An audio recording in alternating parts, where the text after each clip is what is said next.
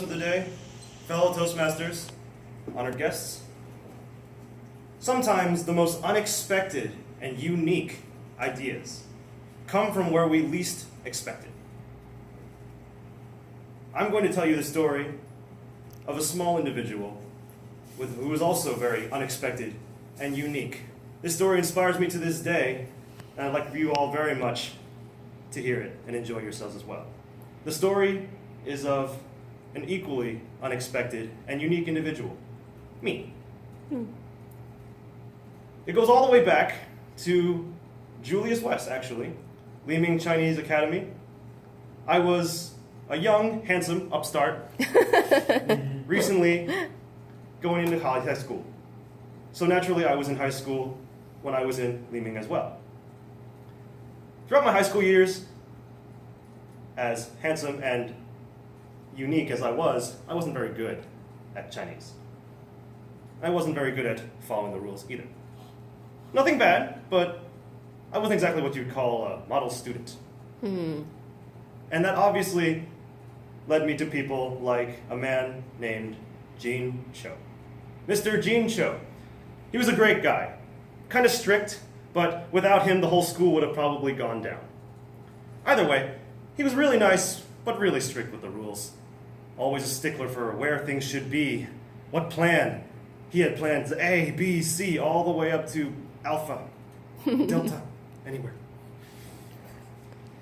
So, naturally this meant our mindsets kind of butted heads every now and then.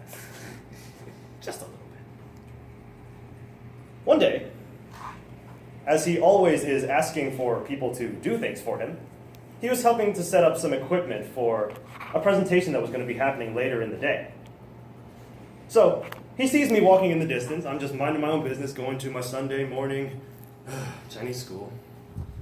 And he says, "Hey, Kevin, come over here." I said, "Oh no, this is going to be good." He said, "I need you to help me move this over there." I'm like, "What is this?"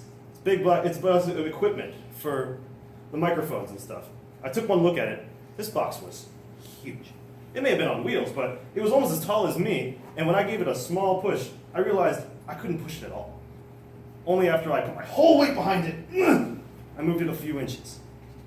He's like, yeah, this. I'm like, "You want me to move this?" He's like, "Yeah." I'm like, "Where do you want me to move it?" He said, "Over there, yellow trash can." He pointed to the stage. Then he walked away to set up more things and probably put more things in its place. So, I gave it a shove again. This is crazy. I gave it a few inches, got a few distance, but then I noticed there was a small little hill right before we were supposed to enter the cafeteria. I'm like, "Oh, you've got to be kidding me." So then, I recalled what he said. "Kevin, I want you to put it by the yellow trash can." Naturally, he probably meant the stage. So I thought, well, he said he wanted it by the yellow trash can. So I went up inside in there, went to get the yellow trash can off the stage, and I brought it all the way outside. And I placed it right next to it. I stood there for about a minute, admiring my work, and then I decided to go in. Later, a few hours later, Bobo comes over to me and says, "Kevin." I said, "Yes." He said, "Why is the speaker equipment still outside?" I said, "That's easy. I put it there." He's like, "But I told you to put it on the stage." I said, "No, you told me to put it next to the yellow trash can."